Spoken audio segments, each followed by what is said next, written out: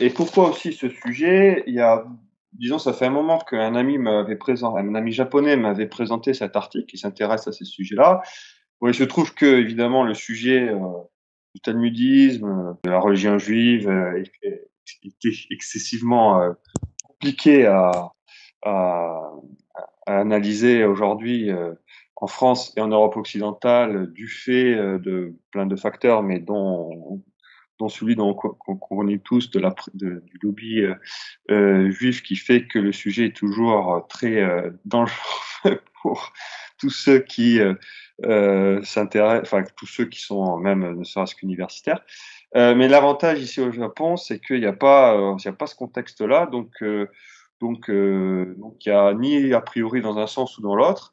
Et l'universitaire en question, qui décrit ce sujet, euh, bah, finalement écrit assez librement et objectivement, donc avec une certaine simplicité, une certaine innocence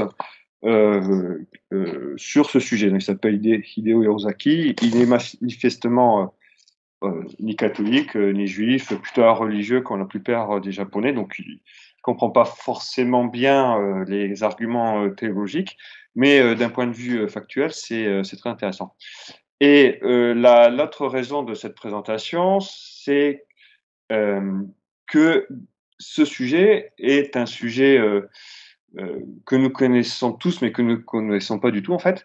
Enfin, moi pour ma part, qui suis voilà, donc j'ai 34 ans, donc je suis d'une génération, je suis peut-être plus jeune, mais j'ai été éduqué, disons, où ça commençait déjà à bien sombrer l'éducation nationale.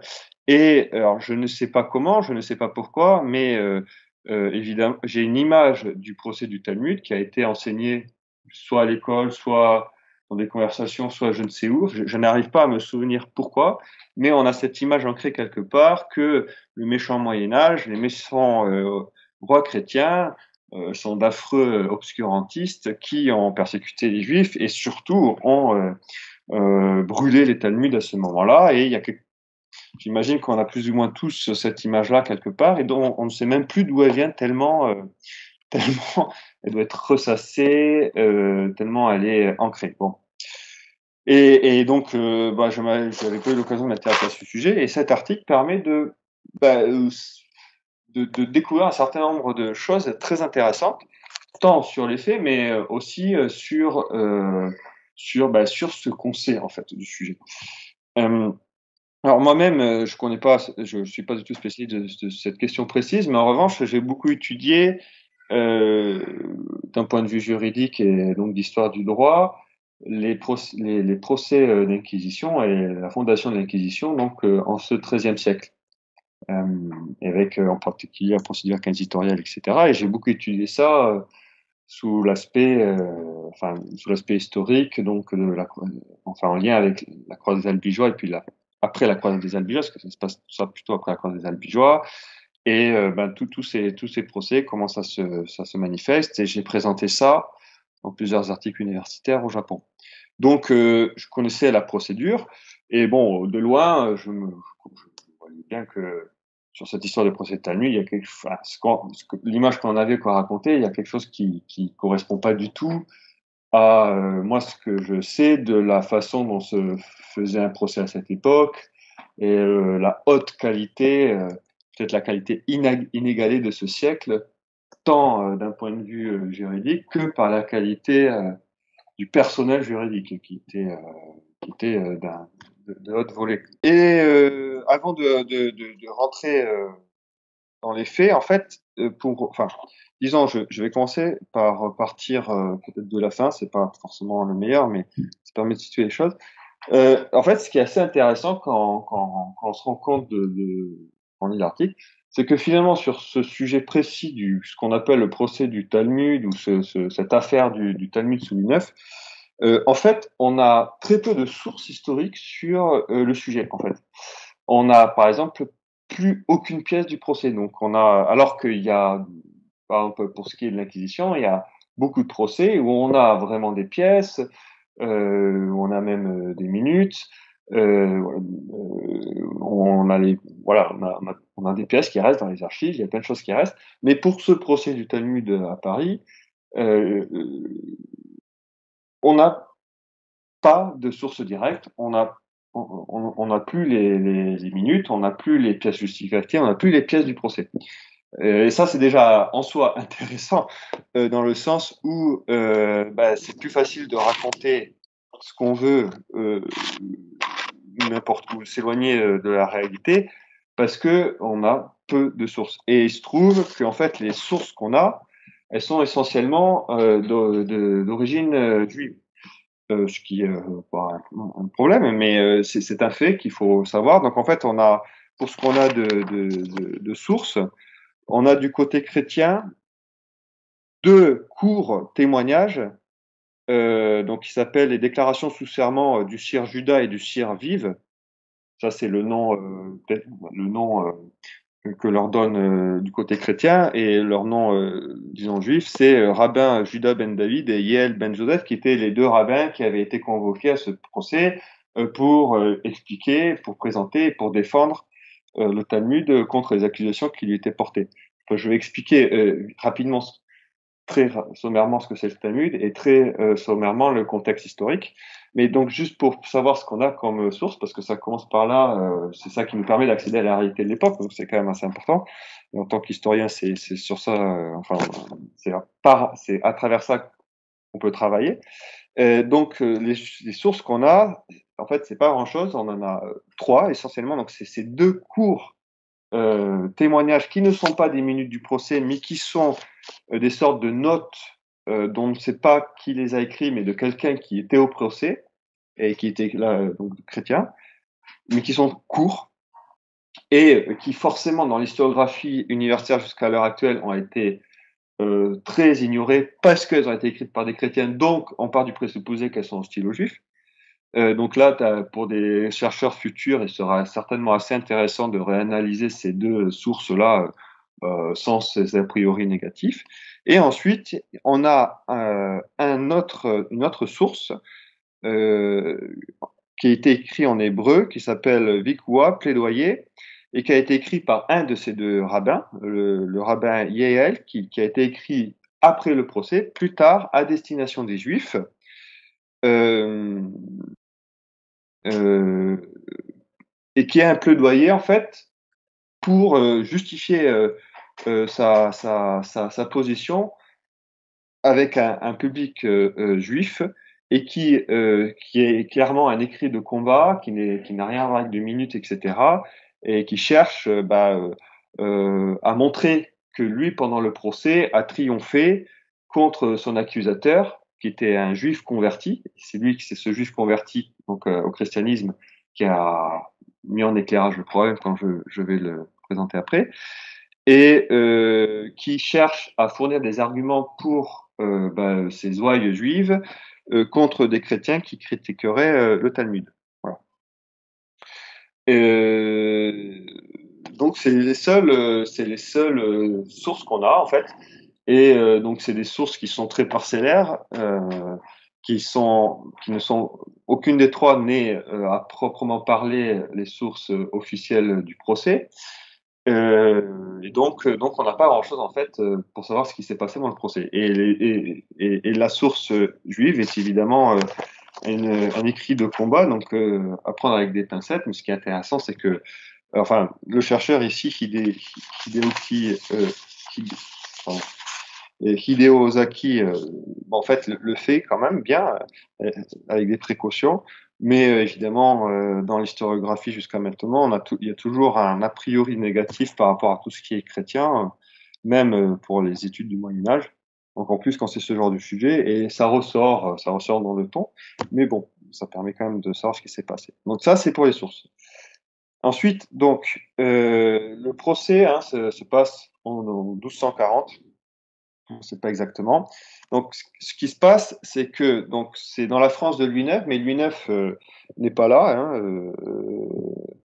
Euh, c'est Blanche Castille qui va assister à ce procès avec un certain nombre d'autres personnes, donc je décrirai après. Et en fait, il se trouve que c'est quand même un moment historique important, certainement. C'est pas pour rien que ça a été retenu et qu'aujourd'hui on a une certaine image. C'est que c'est la première fois, certainement dans l'histoire occidentale, en tout cas à ma connaissance, et en tout cas à la connaissance de cet historien, où le Talmud, en fait, arrive à la connaissance des autorités chrétiennes, et puis du pape en particulier, mais aussi enfin de la hiérarchie ecclésiastique et donc des politiques. Et c'est la première fois, en tout cas, que ça sort, qu'on prend conscience que le Talmud existe et de sa nature.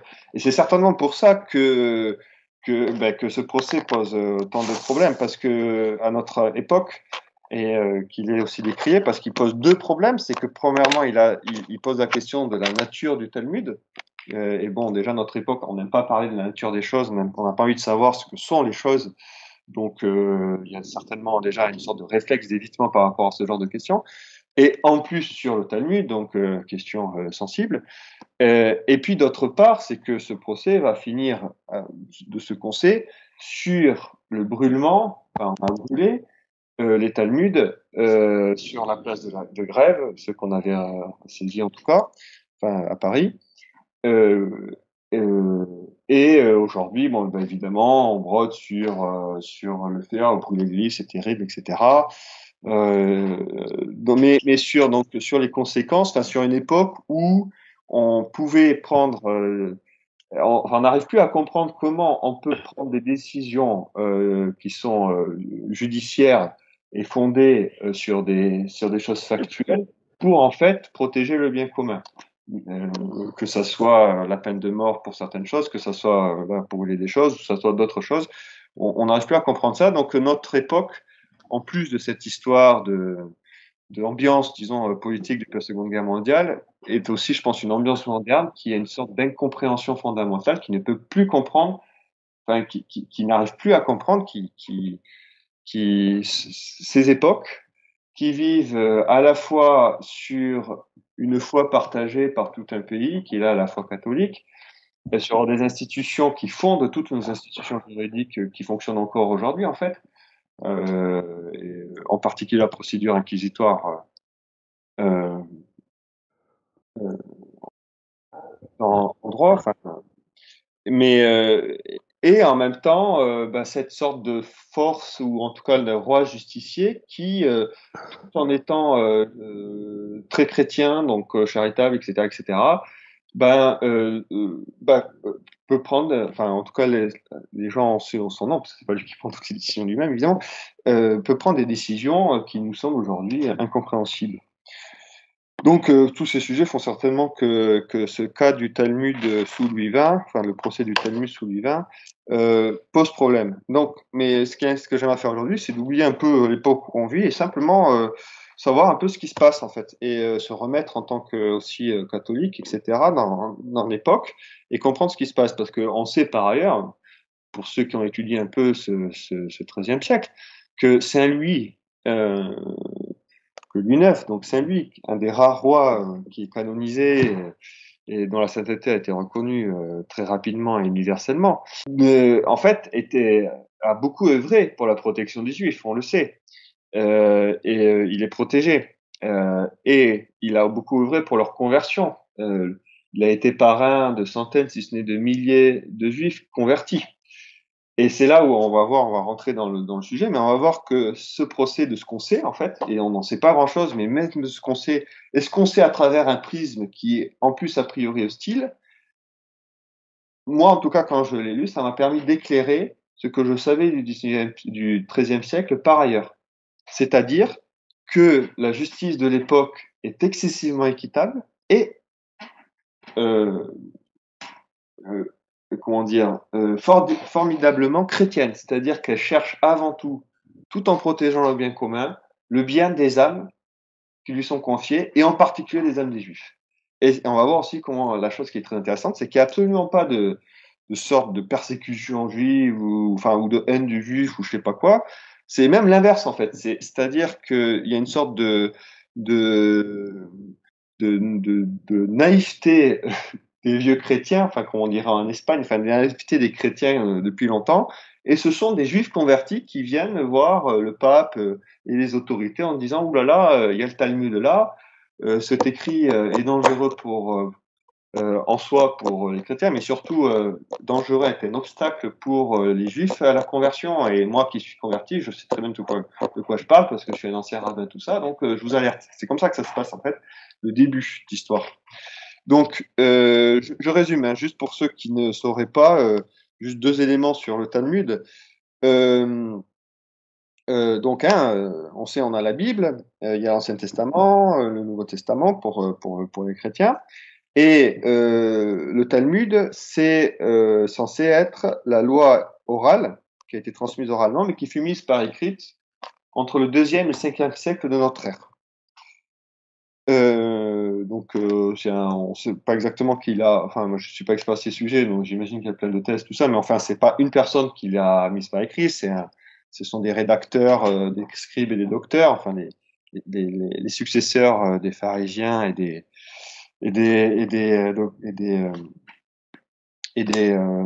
maîtres, enfin, des rabbis de l'époque, qui ont mis par écrit cette loi orale qui se transmettait jusqu'au deuxième siècle, prétendument comme ça par oral, et qui serait voilà.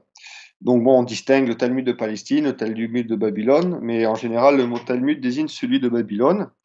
Et puis dans le Talmud, c'est composé de 2 parties qui sont la Mishnah et la Gemara. La Mishnah, se constitue des articles de la loi et la Gemara de leur interprétation. Voilà. Le Talmud est excessivement épais, selon l'auteur idéaux, là, beaucoup plus épais que la Bible, et ça constitue pour les juifs donc de la synagogue post-chrétienne le livre de référence pour la direction religieuse contenant tous les préceptes de la vie courante et des prescriptions éducatives et une sagesse voilà, pour vivre. Voilà. Donc c'est leur loi, c'est leur règle de vie, leurs préceptes, etc.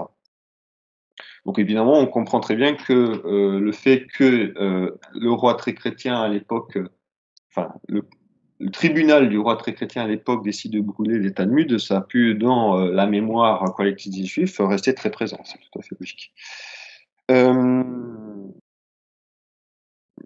Juste pour information, cette histoire, l'image que l'on a de cette histoire du procès de Talmud, comme beaucoup de ces images que l'on a aujourd'hui, se sont constituées au XIXe siècle. La plupart des poncifs de l'histoire que nous avons actuellement sur les sujets, sur un certain nombre de sujets très importants, émergent soit sous les Lumières, soit au XIXe siècle pour l'essentiel, et après, moi, évidemment, ça continue. Voilà. Donc, et ce qui est intéressant dans l'article de ce Hideo Ozaki, c'est qu'il va se poser la question, parce que jusqu'à maintenant, en fait, dans l'historiographie, en gros, l'idée, c'est de voir en quoi cet événement est un parangon de la persécution des Juifs par les chrétiens, etc. Et il se pose la question, c'est ça qui est intéressant, parce que je crois qu'il ne sait pas les implications que peuvent donner sa question, mais il se pose la question, c'est est-ce que au lieu de toujours regarder en gros les méchants catholiques qui tapent sur les juifs, est-ce qu'on pourrait pas regarder un peu côté rabbin et qu'est-ce qu'ont fait les rabbins pendant ce procès quoi? Qu'est-ce qui se passe? Est-ce que ce procès était vraiment complètement injuste comme on lui dit tout ça et donc de regarder ça quoi. Donc il regarde. Alors je rentre dans le vif du sujet. Donc comment ça se passe? Comment ça se passe? Il y a, dans tout part, en fait, donc en 1239, quand le juif converti, qui s'appelle Nicolas Donin, donc c'est son nom de converti, je ne sais pas quel est son nom juif, envoie une lettre au pape de l'époque, qui est Grégoire IX, en 35 articles, condamnant le Talmud, c'est-à-dire en soulevant 35 points problématiques dans le Talmud. Nous ne savons pas. Voilà, nous avons cette lettre, mais hors de cette lettre, nous n'avons plus les archives de cette époque-là, des études qui ont pu être faites avant ou après sur le Talmud. Bon, en tout cas, Nicolas Donin explique dans cette lettre euh, que les Juifs méprisent l'Écriture sainte, qu'ils appellent la loi écrite, et qu'ils préfèrent une loi transmise oralement par Dieu à Moïse, et qui a été donc mis par écrit dans le Talmud, et mais qui a été écrite bien après la transmission de cette loi orale, donc posant des gros problèmes par rapport à l'exactitude de ce qui est écrit là-dedans. Et il dénonce que ce texte encourage de façon constante l'attaque, enfin l'agressivité, en tout cas l'attaque contre les chrétiens, et qu'il contient des formules blasphématoires contre Jésus et Marie. Ça va être ça, ce point-là, des formules blasphématoires contre Jésus et Marie, ça va être le point central, en tout cas ce qui nous reste du déroulé du procès. Donc le 9 juin 1239, le pape Grégoire IX envoie une lettre à l'évêque de Paris, Guillaume d'Auvergne. La lettre est transmise par le même Nicolas Donin, qui était allé voir le pape en même temps que lui a pas juste envoyé la lettre, il est allé voir le pape. Et bon, donc cette lettre évoque le problème du Talmud, et c'est tout. Ensuite, le pape envoie aussi des lettres à tous les archevêques de France, donc pour demander à faire une enquête sur ce livre qui était inconnu jusqu'à l'époque, et donc de vérifier, de voir ce qu'il en est en fait. Hein. Donc à vérifier que ce Talmud existe, si ce Talmud existe, s'il était bien, s'il est réputé mettre par écrit la loi transmise oralement par Dieu à Moïse, qui n'avait pas été écrite dans la mosaïque de l'Ancien Testament, parce que c'est ça hein, la chose, c'est que le Talmud est censé retransmettre par écrit la loi orale transmise à Moïse, qui a priori a existé, mais qui n'a pas été écrit dans la loi mosaïque. Et voilà. Et donc, selon les rabbins entre le 2e et le 5e siècle qui ont écrit ça, ça correspondrait exactement à la loi transmise par Dieu, qui n'aurait pas été la partie qui n'aurait pas été retranscrite dans la loi mosaïque stricto sensu.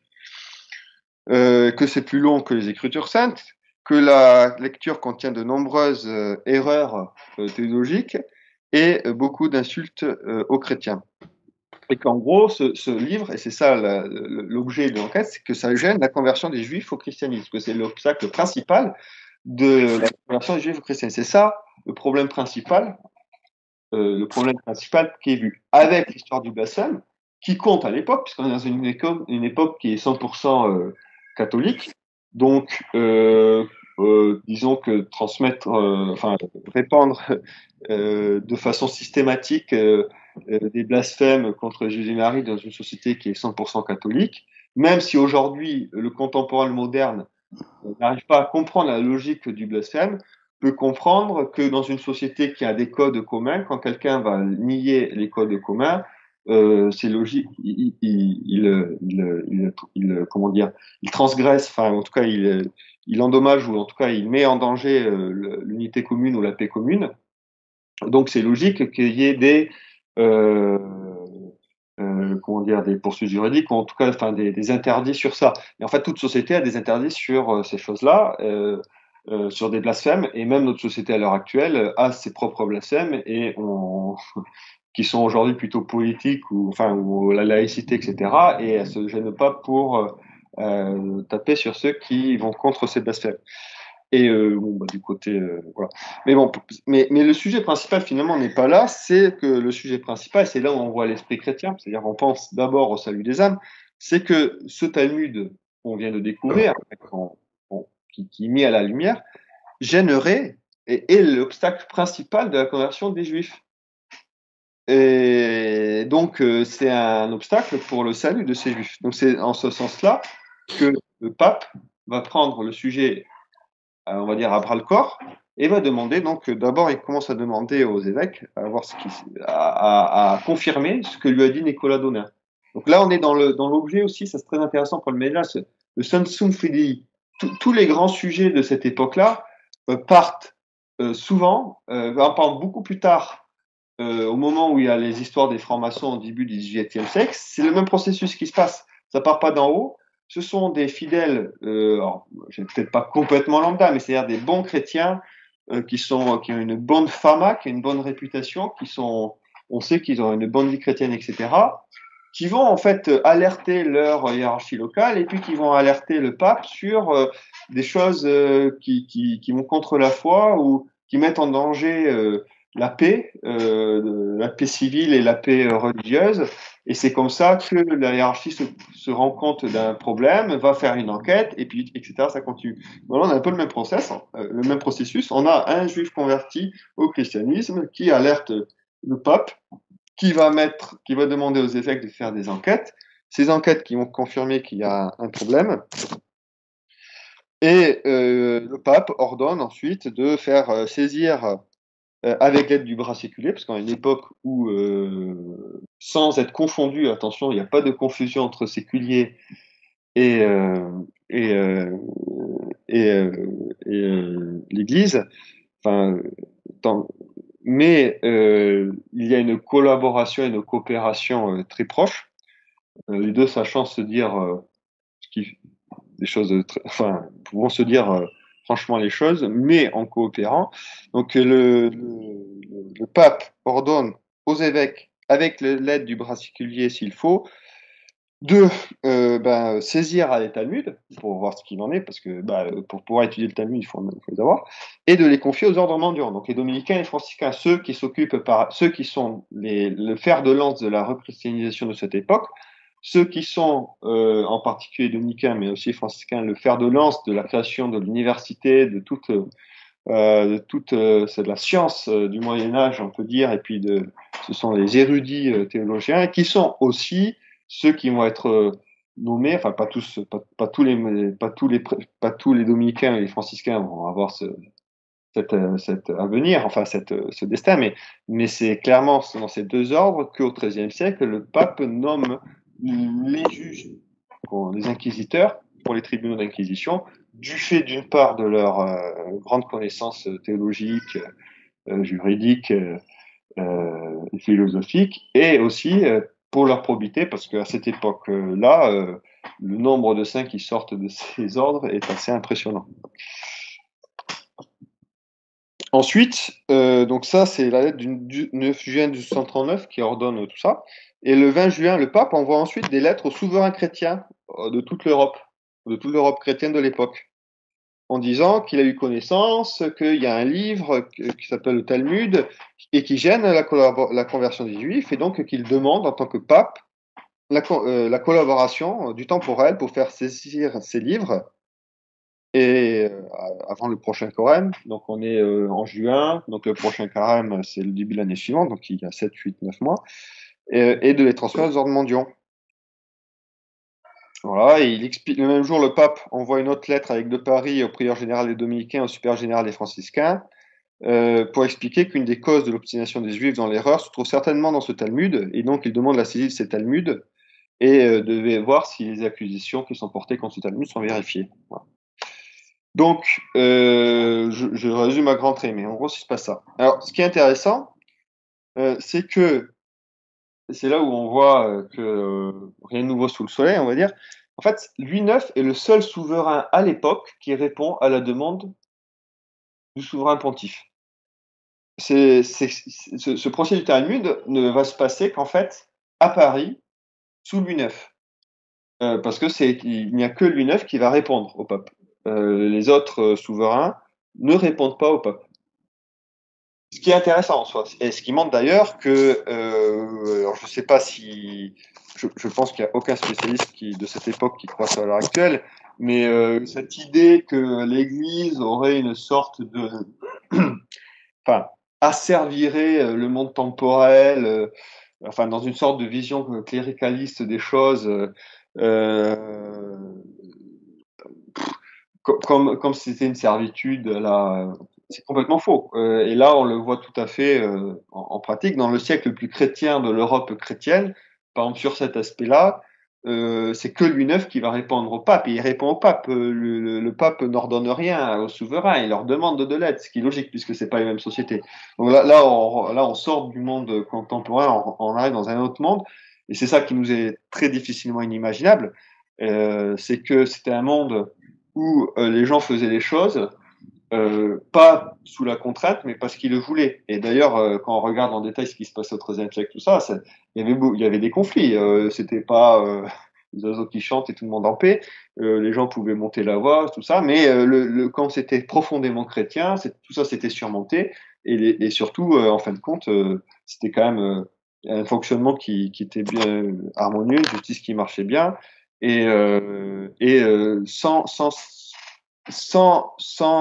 voilà, avec chacun à sa place qui était respecté dans ses prérogatives et dans la dignité de sa position d'ailleurs. Et les Juifs compris, c'est-à-dire que les Juifs avaient un statut de Juifs et ils étaient reconnus comme Juifs. Quand on était dans une société chrétienne, on les appelait à se convertir, mais leur statut de Juif était d'un côté des restrictions pour ce qu'on pourrait appeler aujourd'hui la participation politique, mais était d'un autre côté un statut protecteur qui les protégeait aussi. Bon, peu importe. Donc ensuite, l'auteur va décrire ce qu'on sait du procès. Donc, comme je disais, on n'a pas grand-chose, et on a ce que nous a bien laissé les 3 archives que l'on a, donc les 2 courts notes rapides prises par des chrétiens sur le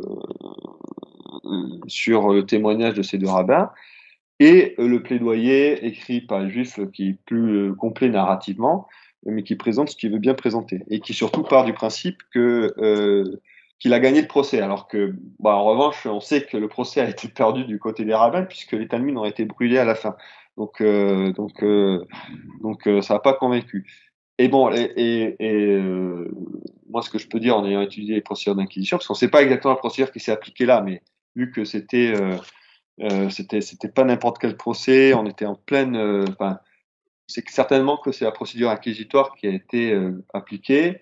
Alors, on était au début de la procédure inquisitoire, donc peut-être pas dans sa plénitude, mais dans ce qui va marquer le fondement de nos institutions juridiques chrétiennes et puis occidentales, dont aujourd'hui, ce qui marche encore est tributaire de cette époque-là. Et pour être tout à fait franc, là je dévie du sujet, mais quand on regarde les procès d'inquisition, ce qui est assez intéressant quand on a des chercheurs qui étudient ça, qui sont a priori excessivement hostiles à tout ce qui est chrétien, tout ça, qui comprennent rien à la théologie, etc., qui comprennent absolument rien au crime d'hérésie. Et là, je parle pas du péché d'hérésie, je parle du crime d'hérésie. C'est incompréhensible pour le monde moderne. Et ben même ces chercheurs qui sont a priori hostiles, quand ils étudient les archives et rentrent dans le sujet, ils ne peuvent pas s'empêcher. Alors ils n'arrivent pas à comprendre. Bon, ils n'arrivent pas à comprendre le fond du sujet, mais ils ne peuvent pas ne pas reconnaître que ces procès sont excessivement équitables, justes, que les résultats sont exacts et qui sont en plus très miséricordieux et en fait ont sauvé par exemple beaucoup d'hérétiques. Voilà. Donc, on voit mal comment, dans ce contexte général du XIIIe siècle, il y aurait ce procès absolument politique et scandaleux, etc. Bon. Et quand on lit ce qui nous en reste, on voit rien de spécialement. Il n'y a rien qui alerte. Bon. Mais ce qui est intéressant, ce qui est intéressant ensuite, c'est, alors juste pour vous dire quand même, c'est que c'était un procès important, puisque alors voilà, il y avait quand même tout le gratin de la cour qui était à Paris. Alors c'est vraiment dommage qu'on n'ait pas les archives parce qu'on aimerait bien savoir comment ça s'est passé. C'est-à-dire, le roi n'était pas en France, là, il devait être dans les croisades. Mais on a donc dans ce procès de 1240, on a Blanche de Castille elle-même qui assiste au procès. On a l'archevêque de Sens, l'évêque de Paris, Guillaume d'Auvergne, Geoffroy de Beaulieu, chapelain royal, l'évêque de Senlis, Adam de Chambly, le recteur de l'université de Paris, Eudes de Châteauroux. Et ce Eudes deviendra plus tard nonce apostolique, puis cardinal et l'évêque de Tusculum. Oui, pardon, j'ai fait une erreur, hein, Saint-Louis n'est pas encore en Terre Sainte, puis se joindra à Saint-Louis en Terre Sainte en 1248. Saint-Louis n'était pas là. On ne sait pas exactement le rôle de Nicolas Donner, mais c'est lui qui va être là. Selon le rabbin Yéel, il est une sorte de procureur, donc c'est lui qui va être le défenseur de la partie chrétienne. Et les rabbins Yéel et Ben David, là, enfin Ben Joseph et Ben David, disons, qui sont appelés du côté chrétien Sir Judas et Sir Vive, c'est drôle aussi, c'est eux qui vont défendre donc le Talmud. Donc on a un débat contradictoire, c'est intéressant. On sait qu'il y avait aussi 2 autres rabbins, Ben Salomon de Château-Thierry et Moïse de Coucy. Alors tout ça, c'est les noms de l'époque, hein, donc c'est pas qu'ils étaient nobles ou je sais pas quoi, mais c'est pour les désigner. Mais eux, on sait pas du tout, il nous reste rien, on sait pas. Donc il y avait quatre rabbins, mais on n'a que la trace en fait du plaidoyer écrit par Ben Yehiel et les deux courts notes sur Ben Yehiel et Ben David. Mais pour les deux autres, là, le Moïse de Coucy et Ben Salomon, on sait pas ce qui s'est passé. Et donc ce procès se déroule en juin 1240 et le rabbin Yehiel lui-même fut questionné donc le lundi 25 juin, le mardi 26 juin et le rabbin Ben David le mercredi 27 juin. Pour les deux autres, on ne sait pas. Alors, normalement, dans les procédures d'inquisition, il n'y a pas forcément de confrontation, mais comme je disais, là, on est à l'époque où la procédure inquisitoire se met en place. Donc, on imagine que la présentation du rabbin Ben Yael est plausible dans le sens où parce que le rabbin Ben Yael présente son plaidoyer sous la forme d'une confrontation, en fait, entre lui et Nicolas Donat. Et bon, les historiens pensent que c'est plausible dans le sens où, comme on était encore dans une période où la procédure inquisitoire était en formation, ce genre de débat contradictoire euh, pouvait se passer. Encore. Voilà. Euh, bon, mais on ne sait pas, peu importe. Il se trouve que ceux qui vont assister à ce procès, c'est par exemple, en particulier le recteur de l'Université de Paris de Châteauroux, ça va être lui qui va, quelques années après le procès, en 1244, produire ou composer une traduction sélectionnée de certains passages du Talmud en latin. Enfin, plutôt, il va les commander, pardon. Il va les commander, et comme d'ailleurs il y en avait beaucoup à l'époque, à un juif converti au christianisme, Thibaut de César. Alors, je le rappelle encore une fois, mais c'est vraiment clé parce que si vous regardez l'Espagne un peu plus tard, etc., c'est exactement le même phénomène qui se passe. C'est que c'est les juifs convertis qui font la demande de procès, qui font cette demande-là, en fait. Ça vient des juifs convertis. Donc, des gens qui eux-mêmes étaient rabbins, qui sont convertis a priori, donc des gens qui, a priori, connaissent bien leur sujet. Soit dit en passant, je dévie, mais moi j'étudie au Japon.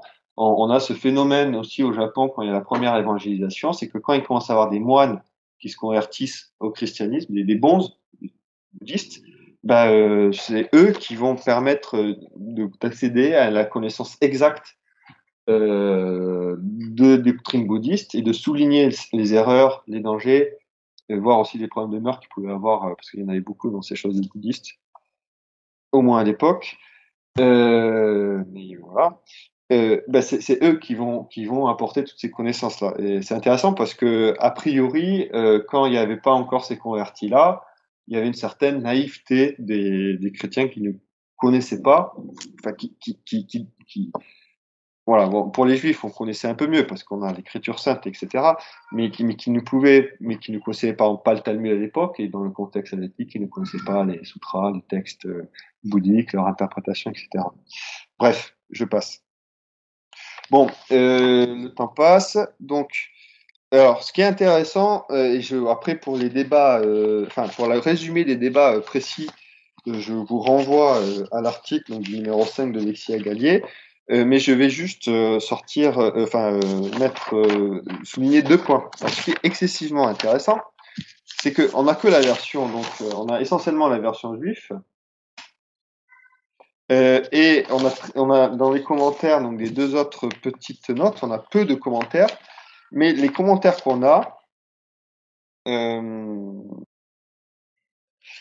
c'est que il y a deux choses qui ressortent, c'est que le commentaire, alors, en fait, l'aveu donc qu'on a du côté chrétien, c'est juste des notes, donc ça, ça, ce n'est pas un texte, comment dire, euh, constitué, composé, qui est forcément, qui a une cohérence d'ensemble.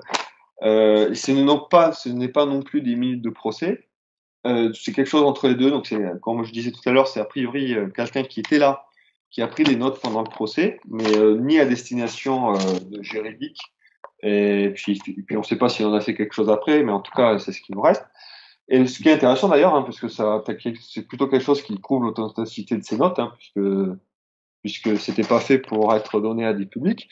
Et dedans, il va souligner sur certains témoignages du rabbin que il va dire, alors attendez, je vais jamais retrouver la citation exacte, mais enfin, en gros, il va dire euh, que le cire, donc il appelle comment le cire vive, non, ou le cire, voilà, enfin, le cire ment évidemment. Parce qu'en fait, tout le sujet, enfin le sujet en tout cas que Hideo Ozaki va présenter le plus, c'est sur les débats par rapport au blasphème sur Jésus et Marie. Et donc le débat va se porter sur ça, et en gros tout l'argumentaire qui, qui nous reste, c'est celui du côté du rabbin Yehiel, et qui va essayer de démontrer de façon, par tous les moyens possibles, que, alors soit, en fait, il y a plein de formules qui sont comme ça insultantes. Donc que ces formules soit, en fait, sont pas si insultantes que ça, soit ne sont pas pour Jésus. C'est-à-dire que c'est Jésus qui a écrit, mais c'est pas le Jésus de Nazareth, c'est un autre Jésus. Ou c'est pas Marie, c'est une autre Marie. Et en fait, alors un par un, voilà. Mais c'est tellement une accumulation que c'est évident que, enfin, il prend ses, alors, ce qui est drôle, c'est que c'est dans le plaidoyer, donc c'est du côté de, c'est lui qui l'écrit lui-même, mais il prend visiblement les juges et tout ça pour des idiots, parce que au bout d'un moment, bon, en tout cas, ce qui est intéressant, c'est qu'il ne nie pas le fait qu'il y a des insultes dans le Talmud et que ces insultes insultent franchement des gens. Et par exemple, à un moment donné, il dit ah oui, c'est un Jésus, mais c'est pas Jésus de Nazareth, c'est un autre Jésus qui se prenait pour Dieu, qui disait qu'il était le Messie. On se demande c'est lequel alors. Et donc c'est normal qu'on l'insulte parce que c'est lui qui est blasphématoire, etc., etc. Bon bref, voilà. Donc ça c'est un sujet. Pour les détails, je vous renvoie au texte, vous aurez toutes les citations.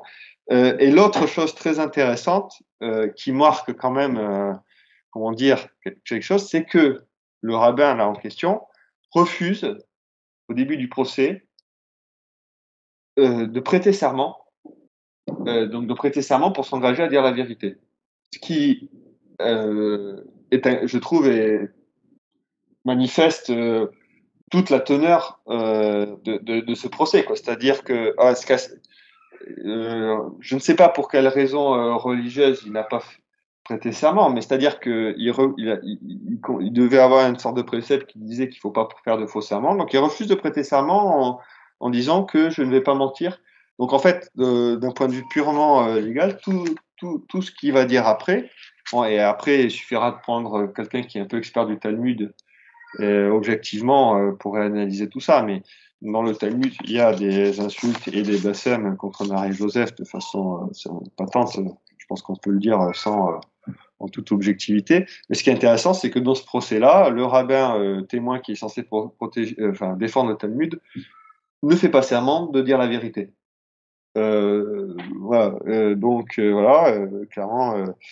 Et voilà. Et troisième point, et puis je vais m'arrêter là, on passera aux questions, qui est intéressant, c'est que donc, comme je disais, le témoignage que l'on a, c'est le côté de ce rabbin, c'est le plaidoyer de ce rabbin Yael, donc il présente ce qu'il veut bien nous présenter. Donc on ne sait pas du tout ce qui s'est passé en vrai pendant les débats, et certainement qu'il y a un certain nombre de sujets qui ont été abordés, qui sont certainement aussi peut-être clés dans la décision du procès en fin de compte, que nous ne connaissons pas. Donc ce qui est intéressant, c'est que ce plaidoyer nous présente ce que le rabbin Yehiel veut bien nous présenter, et que ce qu'il veut bien nous présenter est excessivement, enfin aux yeux, je trouve, aujourd'hui, 8 siècles après, manifeste, comment dire, une volonté manifeste, enfin une mauvaise foi manifeste dans ses déclarations, d'une part, des contradictions de ce qu'il dit, mais c'est lui-même qui l'écrit sur lui-même. Hein. C'est ça qui est intéressant, c'est que je sais pas, c'est parfois peut-être que ça, en fait, c'est un phénomène qui existe certainement. C'est assez général au bout d'un moment quand on commence à mentir sur certaines choses, on commence à se contredire aussi, et on se rend pas compte qu'on se contredit. Et bref, mais donc il se contredit. En fait, il dit pour notre temps certains faits qui étaient complètement pas niables à l'époque. c'est-à-dire qu'il y avait vraiment des insultes et des blasphèmes dans le Talmud, ça il sait même pas le remettre en cause. Et aussi ce qui est intéressant, c'est qu'il a une bonne connaissance de la société chrétienne parce qu'il essaie d'attaquer en, comment dire, enfin il essaie de défendre le Talmud comment dire, en faisant culpabiliser la hiérarchie ecclésiastique en face, en disant mais vous avez bien des hérésies, bah nous le Jésus qu'on insulte dans le Talmud c'est bien un hérétique, donc on a bien le droit de l'insulter et de le zigouiller quoi. Comme si du côté chrétien les gens avaient le droit d'insulter un hérétique, ce qui est pas vrai.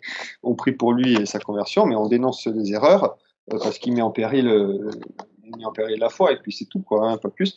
Mais bref, et tout ça, bon, évidemment, l'auteur de l'article ne se rend pas bien compte, ne souligne pas spécifiquement ces points parce qu'il n'a pas la connaissance théologique, mais ils sont très intéressants parce que typiquement, du côté chrétien, avec des gens qui sont des docteurs et qui ont une très forte connaissance de tout ça, bah, ces manœuvres du rabbin pour essayer de défendre le Talmud tombent à l'eau complètement en même temps. Voilà. Je finirai en disant euh, pour finir, il est autrement probable, il peut. Alors, c'est très intéressant. Donc, sur ce procès du Talmud, on a peu d'archives. Les archives que l'on a sont essentiellement du côté juif. Et ce que l'on sait de l'époque et des procès juridiques et de l'ambiance de la société à l'époque, c'est que ces procès étaient menés avec une grande équité, une grande justice, et que visiblement deux sources qui sont a priori hostiles à ce procès, etc., il transpire dans les sources que ces rabbins étaient d'une très grande mauvaise foi, qui n'ont pas réussi à défendre le Talmud, et que objectivement le tribunal, et puis aujourd'hui il suffirait de regarder de relire le Talmud, et il y a bien des gens qui, j'imagine, sont experts de ça, ne peuvent pas nier que dans ce Talmud, il y a objectivement des blasphèmes contre Marie et Joseph, mais aussi Jésus, et aussi objectivement que c'est un obstacle pour la conversion des chrétiens. Que ça, c'est des faits, que c'est deux faits qui sont un peu pas niables. Et d'ailleurs, je sais plus si c'est le rabbin ou si c'est quelqu'un d'autre. Non, c'est pas le rabbin, mais c'est l'auteur lui-même qui commente le rabbin en disant quand il dit que tous ces Jésus du Talmud ne sont pas Jésus, lui c'est son avis, mais qu'il y a plein de juifs qui disent que c'est bien Jésus et qui le disent publiquement. Donc de toute façon, même si le rabbin ne mentait pas par rapport à son propre avis, il ne faisait que présenter à l'époque son interprétation très personnelle, enfin en tout cas de son école ou de sa synagogue ou je sais pas quoi, du sujet, mais que c'était pas l'avis partagé par la plupart des rabbins. Donc tout ça, c'est intéressant. Euh, et ce qui est à noter, c'est que l'intérêt principal de ce procès, c'est sur ce monde très chrétien, c'est pour le salut des Juifs, qui a été suscité par des Juifs convertis qui se soucient du salut de leurs ex-coreligionnaires. J'allais dire pratiquement comme un Saint Paul, hein, qui passe, enfin, je veux dire, qui était rabbin persécuteur des chrétiens et puis qui se convertit, qui va être l'apôtre des gentils, mais qui n'oublie pas ses coreligionnaires juifs, et qui leur parle aussi. Et en fait, ça met quand même, et moi je pense que je vais conclure sur ça, c'est sur le grand réalisme, la grande objectivité et la grande sagesse de cette époque très chrétienne, qui ne niait pas la nature humaine, qui faisait avec nos défauts, nos péchés et les passions et tout ça, et le Moyen-Âge, il en montre beaucoup, il y a pas beaucoup, mais qui ne nie pas ça, qui surmonte ça, et c'est ça qui fait venir à la sainteté avec l'aide de Dieu, mais qui était très objectif sur ce qui se passait, et que ça soit pour la guerre ou pour autre chose, qui prenait la réalité humaine comme elle était, on dirait aujourd'hui d'une façon anthropologique, et qui faisait au mieux pour la sanctifier, et pour le point juif, c'était la même chose. Donc ce qu'il faudrait noter certainement, c'est que peut-être que les Talmuds ont été brûlés, mais il n'y a pas de juifs qui ont été brûlés. C'est bien la preuve que il y avait aucune, que le pouvoir et l'Église protégeaient les juifs contre contre eux-mêmes, pas en brûlant le Talmud, et contre les persécutions qui pouvaient exister à l'extérieur, parce qu'il y a toujours des phénomènes de bouc émissaire. Mais ce qui est intéressant, c'est que c'est bien le roi qui protégeait ça, qui protégeait les Juifs contre des phénomènes de bouc émissaire, mais que aussi, en fin de compte, et ça c'est vrai que ça fait pas forcément plaisir, enfin ça fait pas plaisir à entendre aujourd'hui, mais que le Talmud a été officiellement interdit en France jusqu'en 1750 ensuite. Donc on peut toujours dire que c'était injuste et que c'était pas fondé tout ça, mais si objectivement, je pense que d'un point de vue scientifique, c'est quand même très assis que dans le Talmud, il y a objectivement des blasphèmes à Marie-Joseph, contre Marie-Joseph, et que ce sont des obstacles objectifs à la conversion. Dans une société très chrétienne, c'est absolument logique que le Talmud est interdit jusqu'en 1750. Donc on retiendra la date de 1750, ce qui montre bien que au XVIIIe siècle, il y a un basculement qui se fait, et c'est pas pour rien que peut-être qu'après une révolution se passe, et que ce statut, enfin que par rapport aux Juifs, qu'on était très loin de tout antisémitisme tel qu'on l'entend au XIXe au XXe siècle, qui sont, j'allais dire, hors de propos, enfin qui sont d'un simplicisme terrible. Le Moyen Âge n'était pas simpliste. Il était juste objectif. Il aimait les âmes, et donc il savait d'un côté que la synagogue héritière des pharisiens, même si avant cette histoire du Talmud, peut-être euh, n'en avait pas conscience aussi aiguë, quoique quand on regarde les lois 5e, 6e, 7e siècle là, du Bas Empire, il y a plein de lois en fait sur les juifs pour leur interdire un certain nombre de choses, parce que en particulier en politique, parce que visiblement, il y a des manœuvres et ils posent des problèmes politiques, ça c'est encore un autre sujet, mais que donc objectivement, ces choses-là étaient faites à la fois pour le salut des âmes des juifs et aussi pour protéger la société politique. Et on est loin d'un contexte de persécution gratuite, etc. et choses, et surtout que, toujours pareil, c'est que ça venait de juifs convertis. Voilà. Donc je finis. J'ai présenté un article de recherche sur le procès du Talmud à Paris en 1240, vu par un universitaire japonais, ni chrétien ni juif, plutôt religieux, et qui résume pas mal un certain nombre de vues. J'ai un tout petit peu interprété la chose pour essayer de tirer quelques ficelles, mais je vous recommande vraiment de le lire parce que la présentation des faits comme ça est très intéressante pour se rendre compte à quel point bon, déjà, on en sait peu sur ce sujet, donc en fait, tout ce qu'on en dit, en fait, il y a pas vraiment de, l'image qu'on en a n'a pas de, on n'a pas de la, n'est pas fondée en fait d'un point de vue source ou textuel, et que d'autre part, il peut fonder plutôt, donc ce qui permet en fait de créer une image telle qu'on peut l'avoir aussi, c'est plus facile. Mais ce que surtout, de ce qu'on sait en fait, et de ce qu'on a, ça confirme plutôt la vision que la science historique sur le Moyen Âge de cette époque connaît par ailleurs, de l'équité des procès d'inquisition, de l'équité de cette société et de ce grand souci pour les âmes et pour toutes les âmes, qu'elles soient chrétiennes ou pas, et en particulier avec les juifs qui sont pour les chrétiens de cette époque, mais pour nous aussi, la preuve vivante de la vérité des évangiles quelque part, puisqu'ils témoignent de cette histoire. Voilà, je vous remercie pour votre attention.